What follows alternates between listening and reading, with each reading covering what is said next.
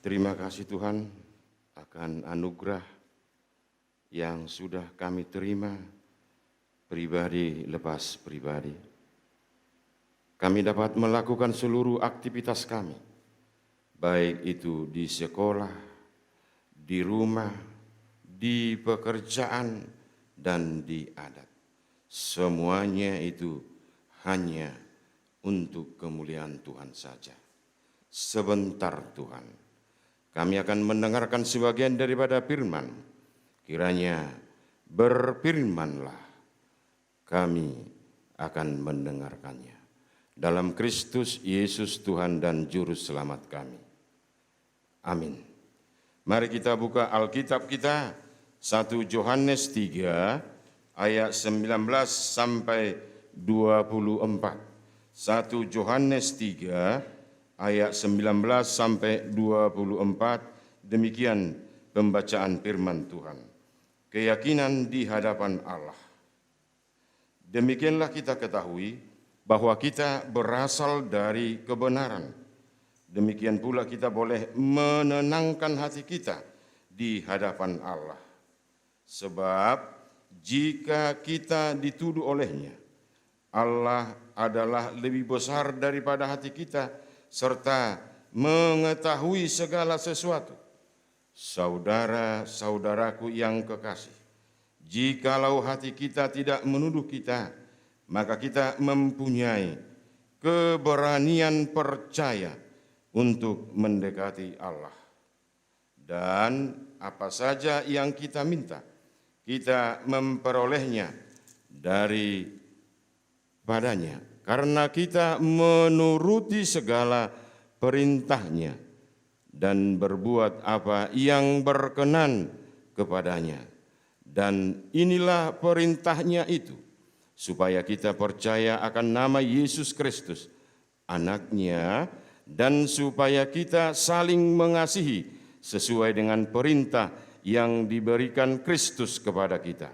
Barang siapa menuruti segala perintahnya, ia diam di dalam Allah dan Allah di dalam dia. Dan demikianlah kita ketahui bahwa Allah ada di dalam kita, yaitu Roh yang telah Ia karuniakan kepada kita. Demikian bunyi firman Tuhan. Edith Wharton, seorang penulis Amerika Serikat, berkata, ada dua cara untuk menyebarkan terang. Yang pertama, kita sebagai lilin, dan yang kedua menjadi cermin. Lilin dan cermin dapat menyebarkan cahaya. Menjadi lilin, seseorang harus rela berkorban. Dia harus terbakar hingga habis, sembari memancarkan terang di dalam kegelapan.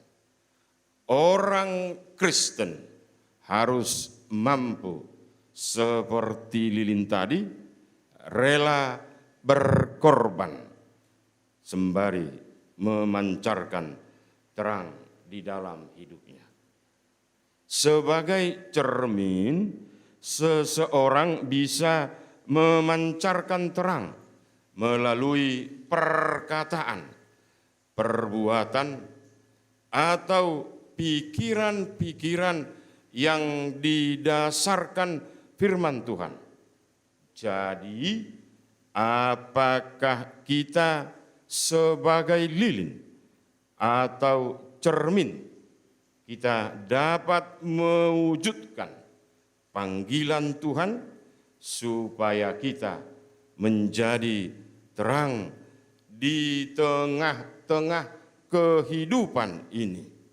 Baik itu di lingkungan kita, baik itu di pekerjaan kita, baik itu di sekolah, dimanapun kita berada, orang Kristen harus menjadi lilin dan cermin.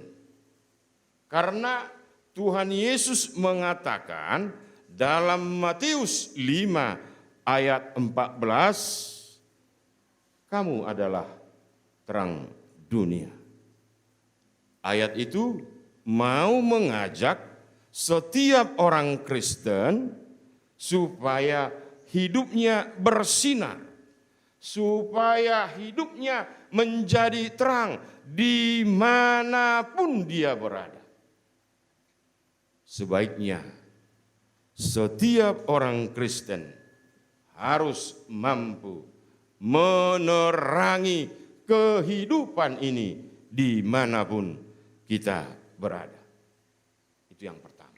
Yang kedua, ketika seseorang hidup dalam terang, dia harus memancarkan sinar seperti Yesus harapkan. Tidaklah mudah dan tidaklah gampang untuk melakukannya dalam hidup ini. Dan hal itu adalah soal keberadaan dan fungsi orang percaya di tengah-tengah dunia, di tengah-tengah kegelapan dunia. Hidup terang dan hidup dalam kegelapan adalah dua keberadaan yang sering membuat orang berupaya untuk selalu memenangkannya. Dia selalu berpihak, dia selalu memilih di pihak yang sesuai dengan firman Tuhan atau di pihak dunia. Dan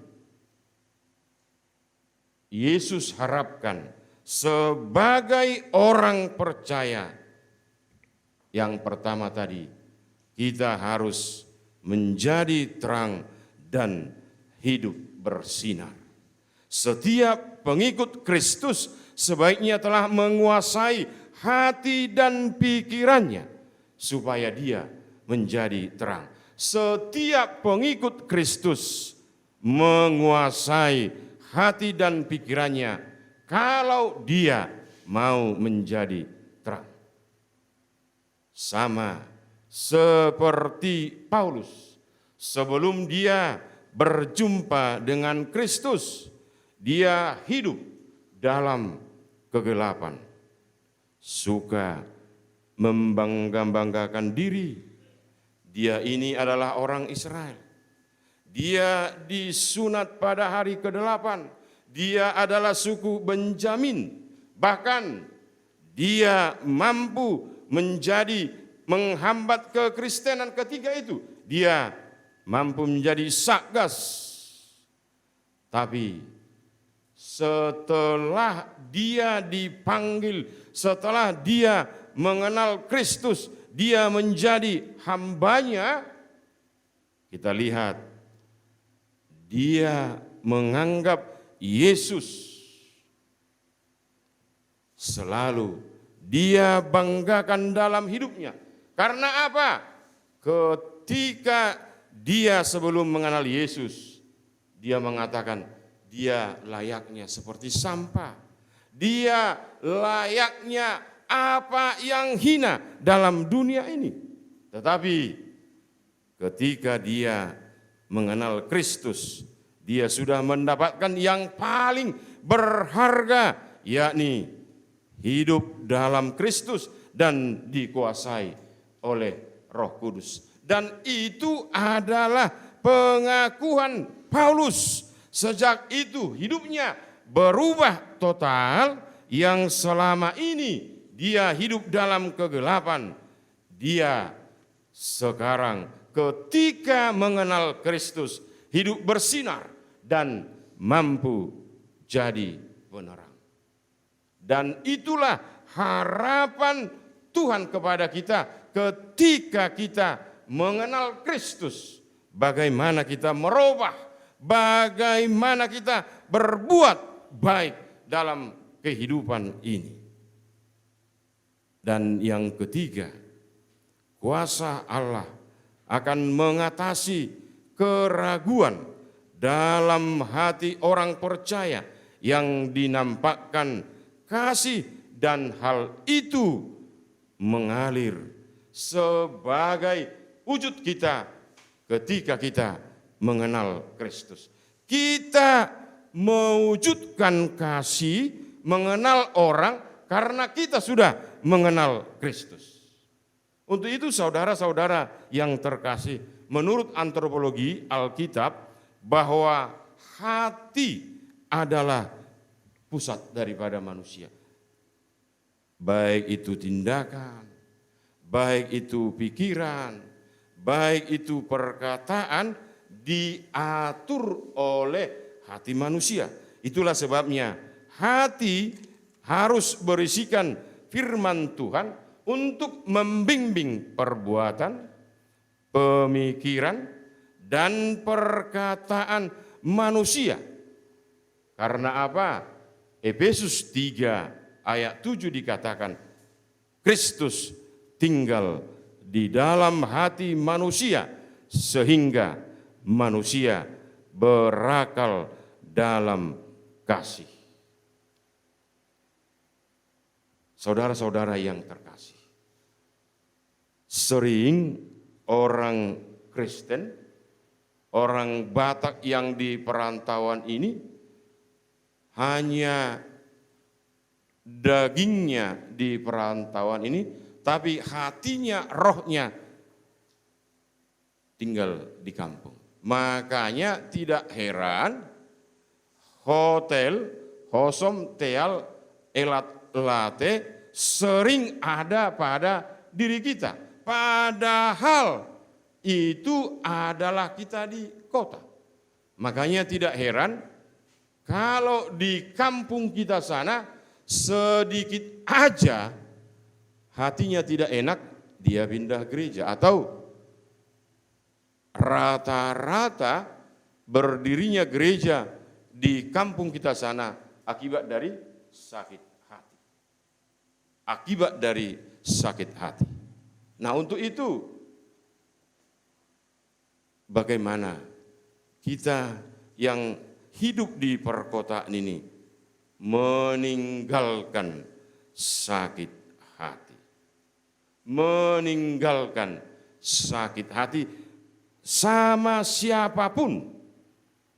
Dan kalau kita baca dalam ayat 21, saudara-saudaraku yang kekasih, jikalau hati kita tidak menuduh kita, maka kita mempunyai keberanian percaya untuk mendekat kepada Allah.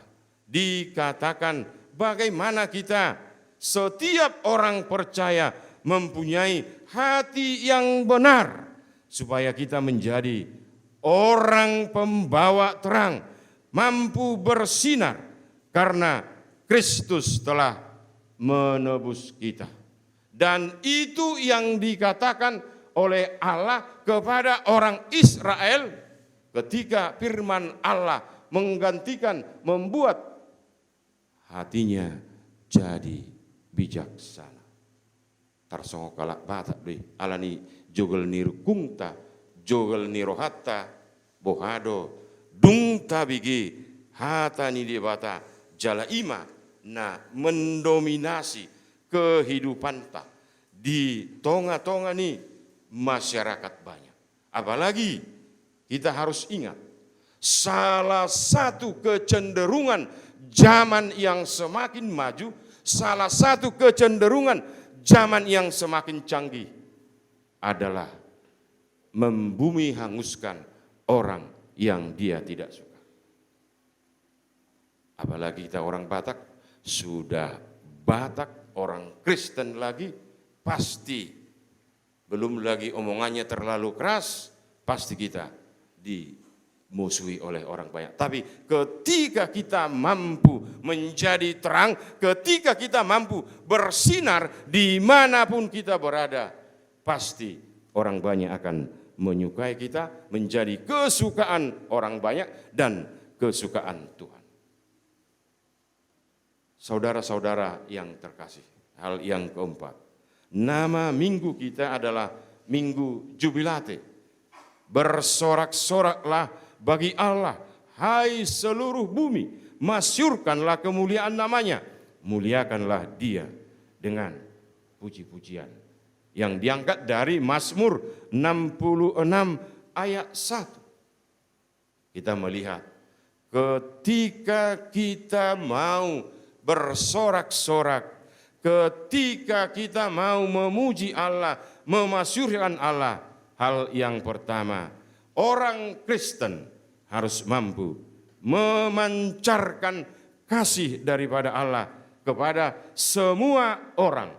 Dan biarkan kasih itu menjawab seluruh pergumulan kita. Baik itu di sekolah, baik itu di pekerjaan, baik itu di keluarga, di lingkungan, dimanapun kita berada. Sebaiknya kasih itu akan menjawab seluruh pergumulan kita. Dengan kasih Allah kita yakin dapat mengatasi seluruh pergumulan tadi. Artinya bagaimana kasih itu menjawab seluruh pergumulan kita. Dengan kasih Allah kita harus yakin dia akan memberi energi kehidupan buat kita masing-masing. Dengan kasih Allah kita akan kuat menghadapi COVID-19 ini.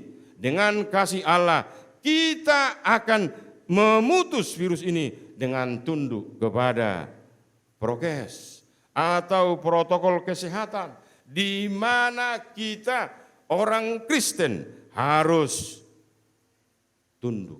Apalagi secara umum kita yang mengerti bagaimana Sidoarjo ini, bagaimana Surabaya Raya, bagaimana daerah-daerah lain, apakah zona merah, apakah zona hijau. Kita harus mengerti ketika kita tunduk kepada protokol kesehatan dengan menjawabnya dengan kasih.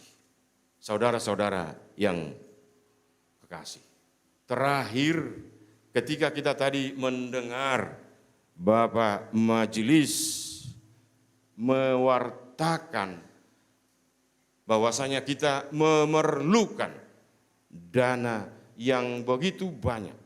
Dana yang begitu banyak untuk pembangunan gereja kita. Dengan kasih Allah, kita akan membangun gereja kita. Dengan kasih Allah, kita akan memberi apa yang terbaik bagi gereja kita. Karena ingat, Allah tidak pernah bersungut-sungut memberkati pekerjaan kita. Allah tidak pernah bersungut-sungut memberkati kita. Dia selalu bersuka cita. Dia selalu memberi yang terbaik bagi kehidupan kita. Dengan pembangunan yang ada, mari kita berikan yang terbaik. Karena apa? Bayangkan 50 sampai 100 tahun yang akan datang ketika kita di bawah tanah, ketika kita sudah menjadi orang mati, dikubur, generasi kita akan bersuka cita, Tuhan ima burju opuku, Tuhan ima burju bapakku. Orang-orang muda sekarang, aduh, dia mengatakan bersyukur karena orang tuanya, karena opungnya. Dengan kasih kebenaran dapat memberi ketika pembangunan gereja dilaksanakan di gereja ini. Dengan kasih dan kebenaran Allah telah membuat kita dapat meninggalkan untuk generasi kita ke depan. Dengan kasih Allah kita dapat meninggalkan hal-hal yang baik. Untuk itu mari kita beri persembahan yang terbaik dalam hal pembangunan siapapun kita. Dan itu dimulai ketika jangan mengatakan, aku ini kan masih sekolah, aku ini kan masih dibutuhi orang tua. Kubayakon, tulu pulu saya tahun nasalku, adong do istilah, tupak eksak tetek. Ketika anak-anak jajannya dikasih ke gereja hanya untuk pembangunan. Begitu juga dengan orang tua, kita bersama-sama memberi yang terbaik. Saya rasa, bayangkan ketika Tuhan mengatakan hal demikian kepada Daud, nanti sama anakmu kita serahkan pembangunan kepada Salomo. Dan Salomo melakukannya, dan itulah yang kita lakukan sekarang. Kita harus bersuka cita kalau kita diberi tanggung jawab untuk membangun gereja kita, untuk memberi yang terbaik. Ingat tadi, Tuhan tidak pernah bersungut-sungut untuk memberkati kita, tapi Dia bersuka cita. Untuk itu, saudara-saudara yang terkasih, mari kita bersuka cita karena kasih Allah ada dalam diri kita, karena kita menjadi terang dalam kehidupan ini. Kita berdoa. Terima kasih Tuhan Yesus karena firman yang sudah kami dengar. Kiranya biarkanlah hati kami untuk menjadi terang. Biarkanlah hati kami untuk bersinar. Biarkanlah kami menjadi anugerah-Mu, supaya orang banyak melihat orang Kristen itu sangat diminat, sangat dibanggakan. Karena setiap orang Kristen dimanapun dia berada memancarkan kasih, menjadi terang, menjadi cermin, menjadi saluran berkat-Mu. Untuk itu Tuhan, berkatilah jemaat-Mu ini dalam setiap aktivitas mereka. Berkati setiap keluarga mereka. Berkati setiap pekerjaan mereka. Berkati setiap lingkungan mereka. Biarlah jemaat-Mu ini bersuka cita karena Tuhan selalu memberkati. Jemaat-Mu ini selalu memberi umur yang panjang, selalu memberi yang terbaik bagi jemaat-Mu ini. Kalau jemaat-Mu ini dapat bersuka cita dengan pembangunan yang ada sekarang, tolong Tuhan berkati jemaat-Mu ini dengan pekerjaan mereka. Biarlah mereka menjadi sukacita-Mu. Dengan adanya pembangunan ini, mereka berbondong-bondong melihat apa yang diperlukan gereja ini dalam hal pembangunan, supaya setiap jemaat-Mu ini dapat memberinya dengan sukacita karena Engkau sudah memberkati kami pribadi lepas pribadi. Tuhan Yesus yang baik, kalau ada jemaat-Mu yang sakit, yang terbaring di rumah sakit ataupun terbaring di rumah, kiranya Engkau memberkati para medis, kiranya Engkau memberkati para dokter, perawat, supaya obat atau makanan atau minuman yang sampai kepada teman kami itu, supaya mereka bersuka cita dan dapat memuji dan memuliakan Engkau pada hidupnya. Kalau ada jemaat-Mu ini Tuhan, dia tidak meninggalkan apa yang terbaik dalam kehidupannya. Biarkanlah jemaat-Mu ini untuk selalu memberi yang terbaik dalam kehidupannya. Karena kami tahu Tuhan, ketika mereka meninggalkan yang terbaik dalam kehidupannya, jemaat-Mu ini akan bersuka cita dan orang banyak akan menyukai kehidupan jemaat-Mu ini. Terima kasih Tuhan Yesus. Untuk itu berkatilah pemerintah kami, berkatilah negara ini secara khusus dalam menjaga untuk berkembangnya virus COVID-19 ini. Biarlah tim kesehatan yang ada di negara kami ini dapat melakukan aktivitasnya, dapat melakukan pekerjaannya sesuai dengan firman, sesuai dengan kekuatan yang Engkau berikan.